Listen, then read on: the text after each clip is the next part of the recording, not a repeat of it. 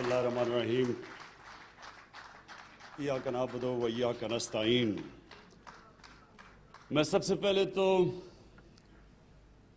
Chief minister Punjab Usman Buzdar, मैं आपको आज सबके सामने ख़ास मुबारक देना चाहता हूँ।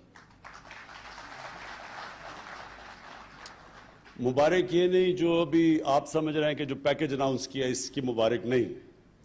मुबारक मैं चीफ मिनिस्टर साहब आपको और फिर आपकी जो टीम है, चीफ सेक्रेटरी और आईजी पंजाब, जिस तरह आपने ये बड़े बड़े कब्जा ग्रुप के महल गिराए हैं, मैं उसके लिए खास आपको मुबारक देना चाहता हूं।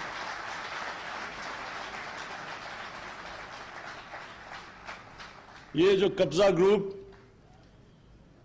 जो ये लानत है कब्जा ग्रुप्स की, गरीबों की जमीनें कब्जा करना, सबसे बेचारे जो हमारे मेहनत कश बैरून मुल्क पाकिस्तानी, वो मेहनत करके बेचारे अपने पैसे जोड़ के आके जमीन खरीदते हैं घर बनाने के लिए, उसके ऊपर कब्जा हो जाता है और फिर बेबस होते हैं लोग इन ताकतवर लोगों के सामने। तो जिस तरह मैंने बड़ा महल गिरते देखा, सबसे बड़ा लाहौर का कब्जा ग्रुप जिसकी पुश्त पे पिछला वजीर आजम और उसकी फैमिली खड़ी थी, जो उनके होते हुए जमीन कब्जा हो रही थी, बल्कि उन्होंने उसको तहफ़्फ़ुज़ दिया। यानी कब्जा ग्रुप को कौन बचा रहा था? वजीर आजम और उसकी हुकूमत। तो सोचेंगे बेचारे छोटे लोग क्या करेंगे। तो ये जो लोग कहते हैं ना तब्दीली क्या है, ये है तब्दीली। जब ये बड़े बड़े डाकुओं के ऊपर हाथ पड़ेगा, ये है तब्दीली। कभी कोई मुल्क आज तक तब्दील नहीं हुआ, ये सुन ले मेरी बात। कभी किसी मुल्क ने तरक्की नहीं की जिधर कानून की बालादस्ती नहीं हुई। जो भी दुनिया में मुल्क आगे बढ़ा है, अभी भी जो भी दुनिया में खुशहाल मुल्क हैं, दुनिया का नक्शा देख लें, एक एक मुल्क में जो एक चीज खुशहाली की एक सबसे बड़ी वजह होगी, वहां कानून की बालादस्ती है। कोई कानून के ऊपर नहीं। कोई बड़ा डाकू ये नहीं कह सकता कि जनाब मैं तुम्हारी गवर्नमेंट गिरा दूंगा जब तक मुझे एनआरओ नहीं दो। वहां कानून, और जब कानून की बालादस्ती होती है वही कौम ऊपर चलती है। हमारी मदीना की रियासत में नबी सल्लल्लाहु अलैहि वसल्लम ने क्या किया था? इंसाफ कायम किया था। इंसाफ बुनियाद होती है खुशहाली की।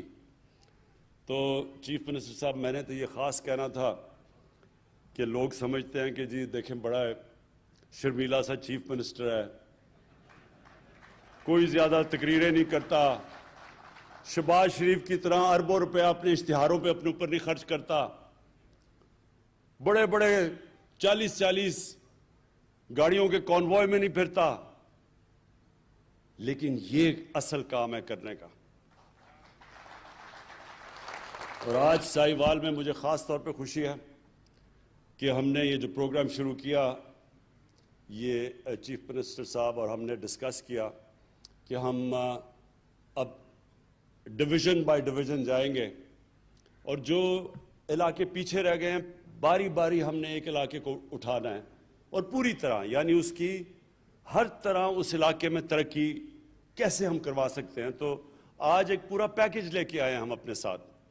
चीफ मिनिस्टर साहब ने अपना पैकेज दिया है और इसमें बड़ी जबरदस्त चीजें जो पहली दफा साहिवाल में हुई। देखें, आम आदमी, सबसे ज्यादा आम आदमी की जरूरियात क्या होती है? सबसे इंपॉर्टेंट चीज है आम आदमी को कि अगर उसके घर में बीमारी हो और उसके पास पैसा ना हो तो वो अस्पताल में जाके अपना इलाज करवा सके। जो सही तरह मुझे लगता है समझ नहीं आई, क्योंकि मैंने इतनी इस छोटे से ग्रुप में ताली बजते नहीं देखा।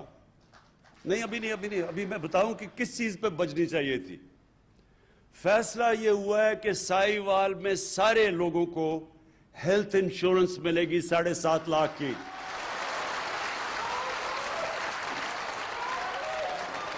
और इसका मतलब کہ کسی بھی بیچارہ غریب مزدور جس کو سارا وقت مشکل پڑی ہوتی ہے کہ میں اپنے گھر میں جا کے تو میں اپنے بیوی بچوں کا پیٹ پال سکوں،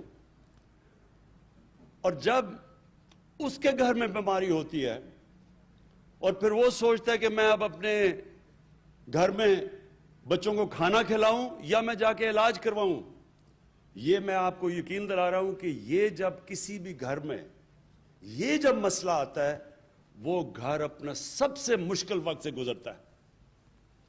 دنیا کی ریسرچ شو کرتی ہے کہ جو گھرانے غربت کی لکیر سے اوپر بھی ہوتے ہیں، بیماری کی وجہ سے وہ غربت کی لکیر کے نیچے چلے جاتے ہیں۔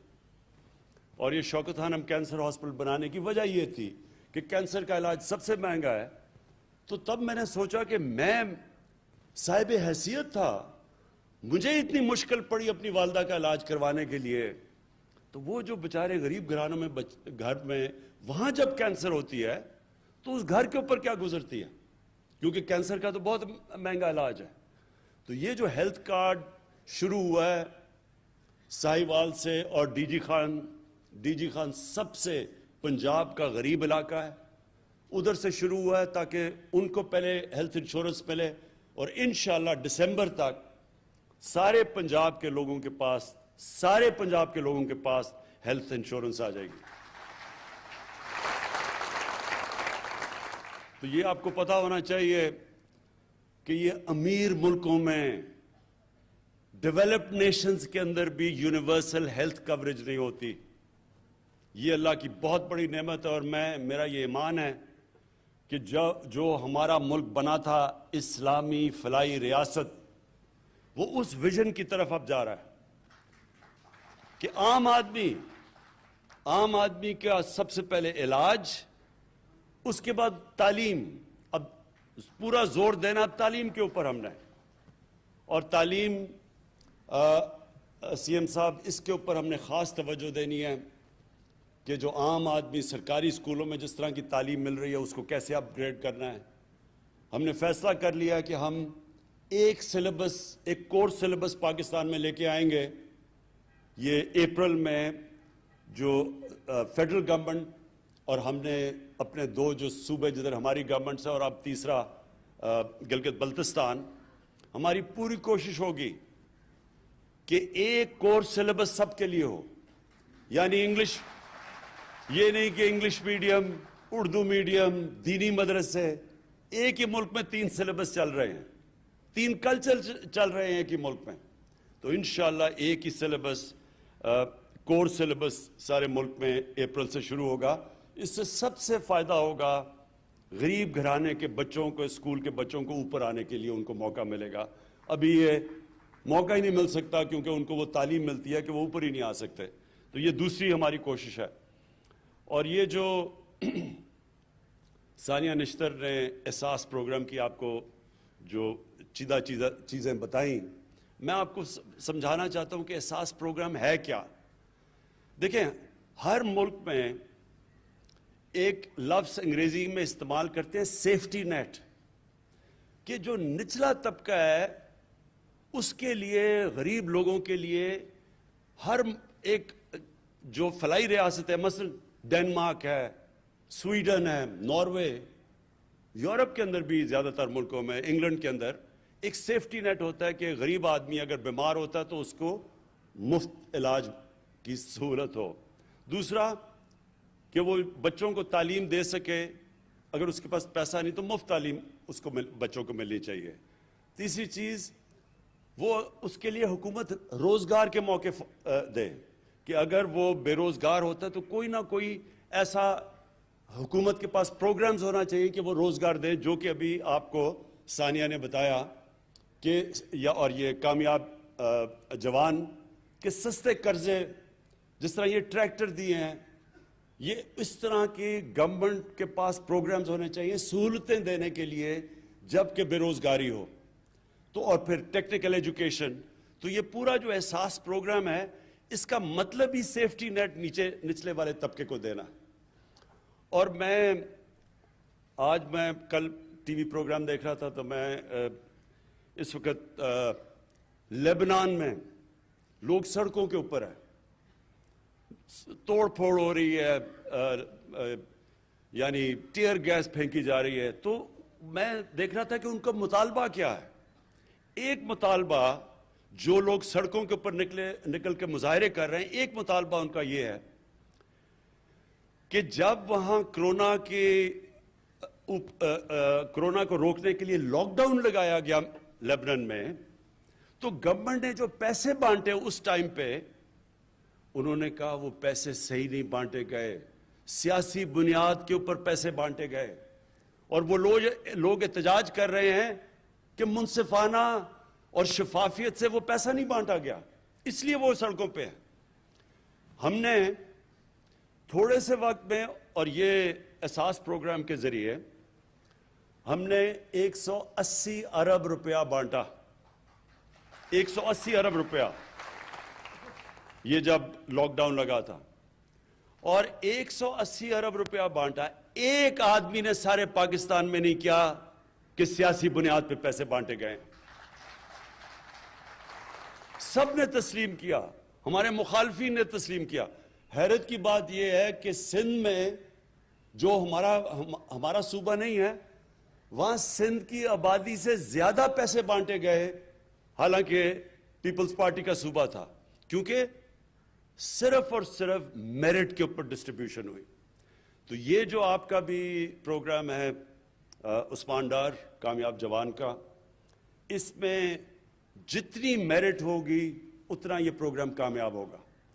جو لوگوں کو آپ پیسے جو چیزیں بانٹیں گے, یہ جس طرح آپ نے یہ جو ٹریکٹرز کا کہا, اور جو آپ بھی باقی قرضے دے رہے ہیں تاکہ لوگ اپنی بزنسز شروع کر سکیں, تو اس کے اوپر مجھے پتہ ہے آپ کا سارا سسٹم, اور اس لیے مجھے اعتماد ہے کہ اس میں لوگ جو بھی اس کا فائدہ اٹھائیں گے وہ میرٹ کے اوپر, اس کے اندر کوئی کسی قسم کی سیاسی افیلیشن یا کوئی فیورٹزم نہیں ہوگی. اور یہی وجہ سے انشاءاللہ آپ کا پروگرام بہت کامیاب ہوگا. اور ایک منٹ, اور میں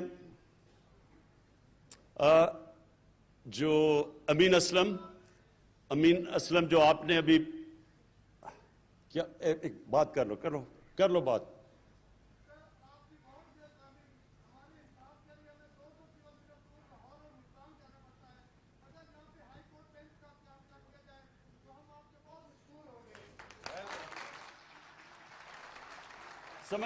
سمجھ گیا. یہ بالکل ٹھیک ہے. دیکھیں ہماری کوششیں, جو لوکل گورنمنٹ سسٹم بھی اب ہمارا تحریک انصاف لے کے آ رہی ہے, بالکل ایک نیا لوکل گورنمنٹ سسٹم ہے. ساری اس کی کوشش یہ ہے کہ جو پاور ہے وہ نیچے تک جائے یا ڈیوالو کرے. تو جتنی لوگوں کی سہولتیں ان کے گھروں میں مل سکتی ہیں, ان کے بلکہ گاؤں کی سطح پہ مل سکتی ہیں, شہروں کے اندر مل سکتی ہیں, اتنا ہی بہتر نظام ہوتا ہے. تو جو آپ دیکھیں گے کہ جو ہمارا گورننس کا سسٹم لے کے آ رہے ہیں, جو نیا بلدیاتی نظام ہے, جو انشاءاللہ اسی سال جب الیکشن ہوں گے, تو آپ یہ دیکھیں گے کہ جو زیادہ تر لوگوں کے مسئلے مسائل ہیں وہ ان کے گھروں میں حل ہوں گے. اور یہ جو آپ بات کر رہے ہیں انصاف کی, کیونکہ اس میں عدلیہ سے ہمیں کنسلٹ کرنا پڑتا ہے, یہ ایڈمنسٹریٹو ایشو نہیں ہے, یہ ہمیں عدلیہ سے کنسلٹ کرنا پڑے گا. ضرور ہم بات کریں گے. میرا اپنا بالکل آپ سے میں اگری کرتا ہوں اس چیز کے اوپر کہ لوگوں کو اتنی دور جانا نہیں چاہیے انصاف لینے کے لیے. ان کو جتنا بھی ڈیوالو کریں ہائی کورٹس, تو اتنا فائدہ ہوگا. اور جو میں اب جو تیسری چیز پہ آنا چاہتا ہوں, امین اسلم نے جو بھی آپ سے باتیں کی, یہ بھی بہت اہم باتیں ہیں. پاکستان میں ہم نے کبھی ان چیزوں کے اوپر توجہ ہی نہیں دی. ماحولیات کسی نے پرواہ ہی نہیں کی. میں جب چھوٹا سا تھا تو میں یہ چیچا وتی کے جو بڑا جنگل ہوتا تھا, یہاں میرے ماموں شکار پہ مجھے لایا کرتے تھے جب میں 8-9 سال کا تھا. مجھے تب سے یاد ہے بڑا گھنا جنگل تھا. آہستہ آہستہ سارے جنگل ہی ختم ہو گئے. بڑے بڑے جنگل تھے, بڑے بڑے درخت تھے. ٹمبر مافیا نے وہ چھانگا مانگا کا جنگل, اس میں سارے بڑے درخت چلے گئے. یہ دیپال پور میں جنگل تھا وہ گیا. میاں والی میں بہت بڑا جنگل تھا کندیاں, وہ ختم ہو گیا. تو اب جو ہم کوشش کر رہے ہیں کہ ہم اب پھر سے پاکستان میں جنگلات اپنے اگا رہے ہیں، اور اس کے علاوہ پوری طرح ایک ریفارسٹیشن، یعنی ایک جو 10 ارب 10 بلین ٹری سونامی، یہ اب انٹرنیشنل پروگرام اکنالج کیا جا رہا ہے۔ اس کے اوپر اب ہم ہر جگہ، پہلے تو وہ سارے جنگل ان کے اوپر قبضے ہوئے تھے، تو وہ قبضہ کا تو آپ کو پھر سے میں نے کہہ دیا کہ عثمان بزدار نے تو جہاد کر دیے قبضہ کے اوپر، تو انشاءاللہ جنگلات کے بھی سارے قبضے چھڑائیں گے۔ اور اس کے بعد ایک بس تو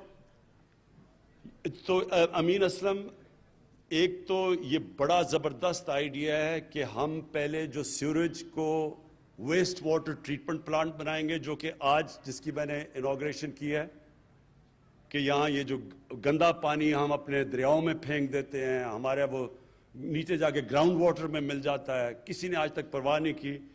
ایک پاکستان کا بنایا ہوا ویسٹ واٹر ٹریٹمنٹ پلانٹ، وہ جو جس کی میں نے آج انوگریشن کی ہے، جو کہ 4 ارب کا امپورٹ کریں تو بنتا ہے، جو 40 کروڑ کا یہاں لوکلی بنا ہوا ہے، اور یہ انشاءاللہ ہم نے سارے پاکستان کی ڈسٹرکٹس میں لے کے جانا ہے۔ اس سے فائدہ کیا ہوگا؟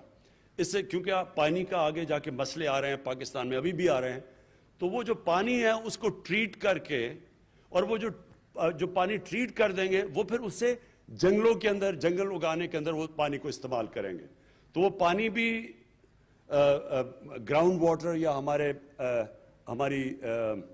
ہمارا جو پینے کا پانی اسے متاثر نہیں کرے گا، اور اس پانی سے ٹریٹ کر کے تو اس کو ہم اپنے جو جنگلات، اب ہم پوری طرح کیمپین کرنے لگے ہیں، یہ جو جنگل آپ کے تباہ ہو گئے ان کو اگانے کے لیے اس پانی کو استعمال کریں گے۔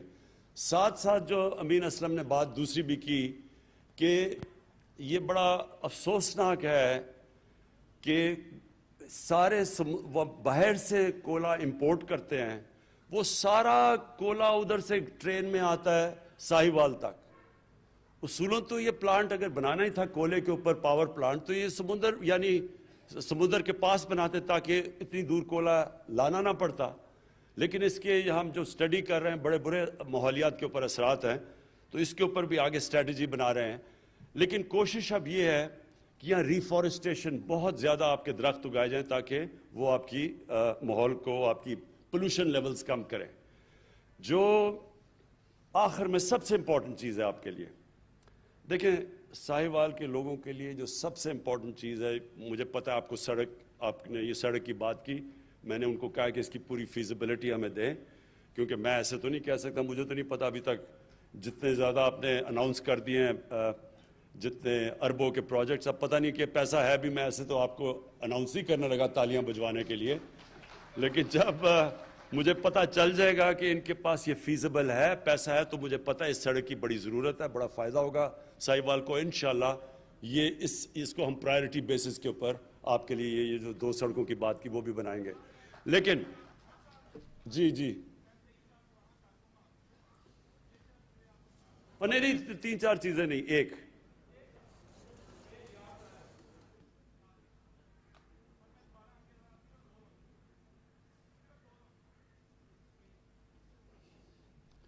تین چار چیزوں کے لیے ٹائم نہیں ہے، ایک ہوتی تو میں سن لیتا۔ اچھا سنیں بس ایک منٹ سنیں۔ دیکھیں جی، آخر میں امپورٹنٹ یہ ہے کہ جو آپ نے بڑی زبردست بات کی کہ یہاں انڈسٹریل اسٹیٹ بنانی ہے آپ کے لیے، اصل روزگار نوجوانوں کو انڈسٹریل اسٹیٹ سے ملے گا۔ اس وقت پاکستان کو ہم بڑی دیر کے بعد انڈسٹریلائز کرنے کی کوشش کر رہے ہیں۔ اللہ کا کرم ہے کہ ہماری پالیسیز کی وجہ سے آج فیصل آباد میں، گجرانوالہ میں، سیالکوٹ کے اندر اس وقت ٹیکسٹائل کے لیے، ٹیکسٹائل فیکٹریوں کو ورکر نہیں مل رہے، مزدور نہیں مل رہے۔ ساری ٹیکسٹائل ہماری انڈسٹری اس وقت چل پڑی ہے، ہماری کنسٹرکشن انڈسٹری انشاءاللہ اٹھ گئی ہے۔